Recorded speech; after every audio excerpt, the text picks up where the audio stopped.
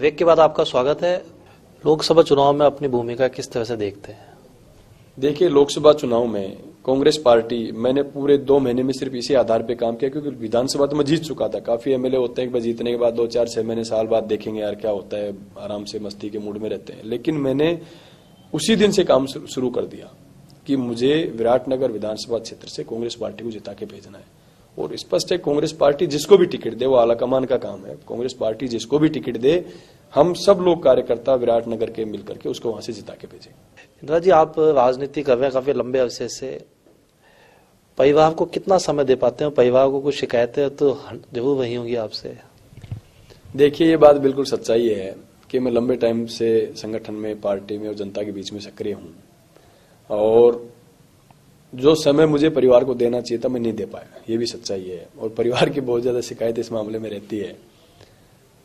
पहले 2006 तक सब कुछ ठीक था, लेकिन 2006 में अचानक मेरे फादर की डेथ हो गई, और उसके बाद पूरी परिवार की जिम्मेदारी मुझ पे आ गई। क्योंकि परिवार में बड़ा मैं था, 4 बहनें थी, एक भाई था छोटा, वो भी 9th क्लास में पढ़ रहा था उस समय। उन सबको संभालने की, आर्थिक संसाधन जुटाने की सब जिम्मेदारी मेरे ऊपर थी। और वो 5 साल मेरे लिए बहुत कठिन भी थे कि 2006 से 2011 तक का समय मेरे लिए बहुत कठिन था, चुनौतीपूर्ण था। क्योंकि बिल्कुल गांव के साधारण किसान परिवार में जन्म लेने के बाद आपको राजनीति में आने के लिए बहुत ज्यादा आर्थिक संसाधनों की आवश्यकता होती है, परिवार को चलाने की भी आवश्यकता होती है, परिवार को संभालने की भी आवश्यकता होती है। और चूंकि मेरी शादी भी बचपन में हो चुकी थी, मैं 98 में मेरी शादी हो गई थी, बाल विवाह का शिकार था मैं तो परिवार में। लेकिन क्योंकि हमारे किसान परिवारों में ये चीजें नॉर्मल बातें चलती रहती थी। लेकिन उस समय मैं सौभाग्यशाली हूं कि उस 2006 से 2011 तक के समय में मेरी माताजी और मेरी वाइफ दोनों ने मिलकर मुझे बहुत साथ दिया। खेती का काम वो दोनों खुद करते थे, सारा काम करते थे। मैं उस समय पढ़ाई भी करता था, लॉ कर रहा था, पढ़ाई भी करता था, पढ़ाई के साथ साथ सक्रिय क्षेत्रीय राजनीति में सक्रिय था। और मैं ये कह सकता हूं कि स्ट्रगल के इस दौर में जितना स्ट्रगल शायद बहुत कम लोग कर पाते हैं पॉलिटिक्स में, और मुझे खुद को उस समय फील भी नहीं होता था। क्योंकि मेरे फादर जब जीवित थे तो 2004 का जब मैंने कॉलेज का चुनाव लड़ा, चुनाव में हार गया क्योंकि मेरे पास संसाधन नहीं थे, व्यवस्थाएं ठीक नहीं थी, इसलिए चुनाव नहीं जीत पाया। मेरे फादर ने मुझे उस समय एक चीज कही, एक दिन बैठा के कि बेटा, अपने किसान परिवार के लोग हैं, गरीब लोग हैं, अपने बस की बात नहीं है राजनीति करना। राजनीति करना बड़े लोगों का काम है, बड़े घरानों के लोग, पैसे वाले लोग, वो राजनीति कर। मुझे पता है कि उन्होंने मुझे कहा कि मुझे पता है तू बन सकता है, तेरे अंदर एबिलिटी है, लेकिन अब हमारे पास संसाधन नहीं है, मैं तेरे को संसाधन उपलब्ध नहीं करा पाऊंगा, मैं तेरे को एक मोटरसाइकिल भी नहीं दिला पा रहा, इससे बड़ी बात क्या होगी। क्योंकि मेरे पास साधन नहीं था कुछ। मैं पैदल, मेरा गांव पावटा कस्बे से 7 किलोमीटर पड़ता है, मैं रोज वहां से गांव से पैदल आना, पैदल जाना, साधन नहीं थे, गांव में बसें भी नहीं चलती थी हमारे। तो रोज का रूटीन होता था कि मैं सुबह घर से निकलता, पैदल पावटा आता, वहां से बस में बैठ के कॉलेज जाता, फिर वापस शाम को पैदल गांव जाता।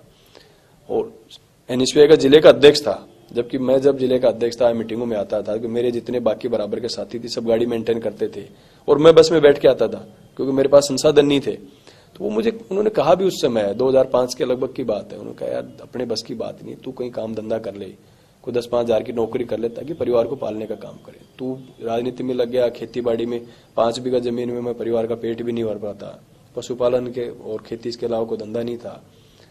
और मुझे, लेकिन मेरे अंदर एक जुनून था, मैं सोचता था क्यों नहीं यार, एक गरीब परिवार का आदमी अगर आगे बढ़ेगा तो एक लोगों को संदेश हम लोग देंगे, एक काफी लोगों को मोटिवेट करने का काम हम लोग करेंगे कि यार मेहनत करने वाला आदमी आगे बढ़ सकता है।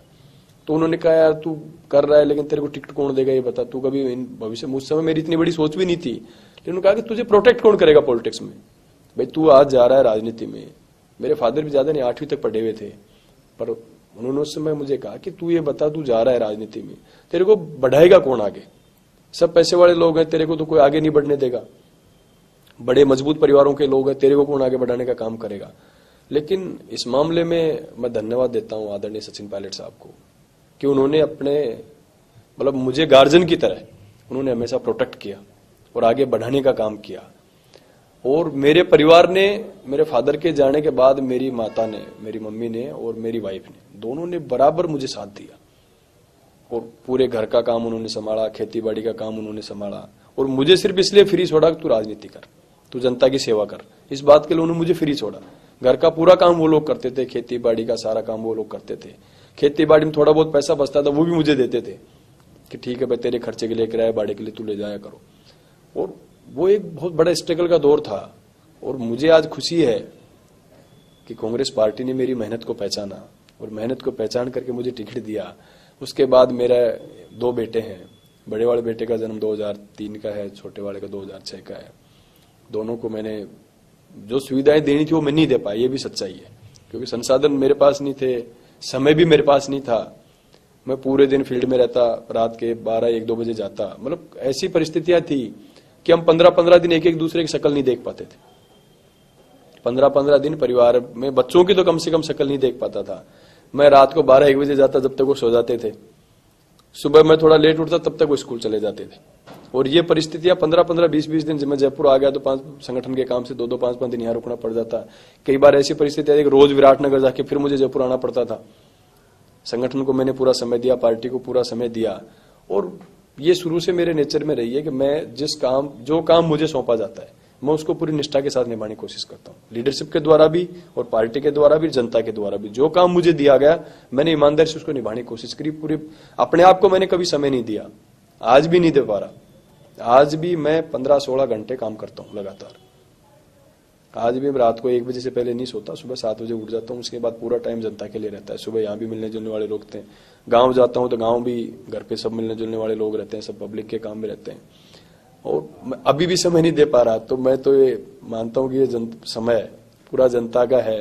परिवार की शिकायत है और ये रहेगी, मुझे लगता है क्योंकि मैं जिस फील्ड में हूँ, जनता ने मुझे आशीर्वाद दिया है, तो मैं जनता को भी छोड़ नहीं सकता।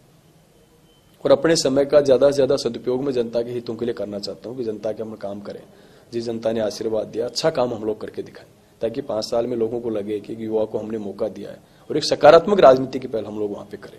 क्योंकि हमारे जो मेरे से पहले जो एमएलए थे उन्होंने बहुत बायस्ड होकर के काम किया।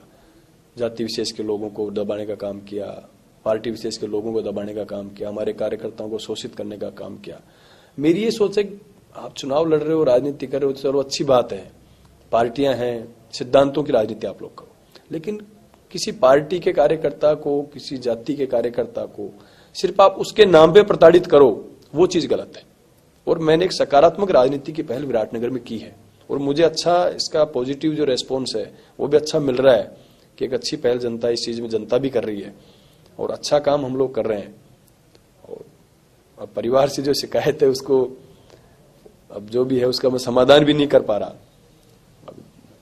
बहुत कम समय में दे पा रहा हूँ परिवार को, ये बिल्कुल सच्चाई है। लेकिन अब परिवार को धीरे धीरे इन बातों की आदत हो गई और उन्होंने इस चीज को स्वीकार कर लिया कि भाई हमारे लिए बहुत कम समय है, जो सिस्टम चल रहा है उसी हिसाब से चल पाएगा। परिवार को कभी जयपुर लाए हैं, पत्नी बच्चों को कोई फिल्म वगैरह दिखाई हो? मैं वाइफ तो कभी आज तक जयपुर नहीं आई, कभी भी। मेरे बेटों को अब चुनाव जीतने के बाद में 3-4 दिन के लिए लेके आया था, तब जरूर वो पहली बार जयपुर आए। बाकी कभी आज तक, मतलब मेरे साथ ही पहली बार आई है, मान लो आप। कभी ऐसा मौका ही नहीं मिला कि मैं 2 दिन उनको कहीं ले जा सकूं।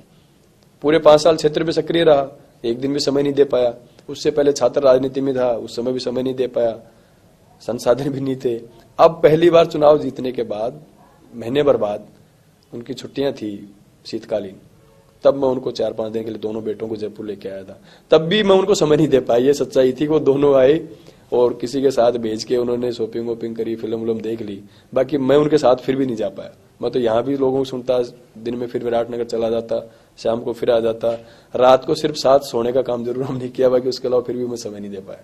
इधर जी कोई ऐसी लजीज डिश है आपकी खाने की जो आपको हर 2-4 दिन में खाने का मन करता हो, या आपकी मम्मी बना के देती हो उस जमाने से, या आपकी पत्नी बनाती हो, जो आपको लगाता बोले यार ये विशेष डिश है जो मुझे अच्छी लगती है?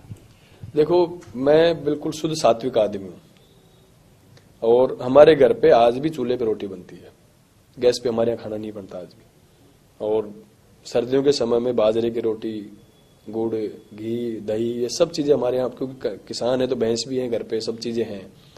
तो मैं बिल्कुल साधारण जो खाना होता है उसको मैं पसंद करता हूँ, ज्यादा लजीज खाना मैं पसंद भी नहीं करता। मैं तो घर पे जो साधारण खाना बनता है, और मैं कोशिश करता हूँ, कह रहे वो संभव नहीं हो पा रहा, लेकिन मैं कोशिश करता हूँ कि कम से कम घर का खाना ज्यादा खाएं। बाहर का खाना मैं बहुत कम पसंद करता हूँ। तो ये थे हमारे साथ विराटनगर के युवा विधायक इंद्रराज गुर्जर।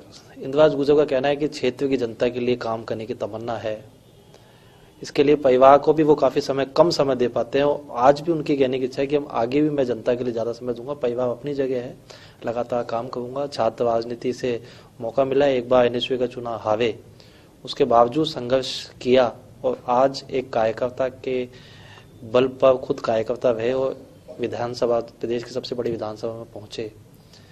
अब देखना है इंद्रराज गुर्जर अपने सपनों को किस तरह से कामयाब कर पाते हैं।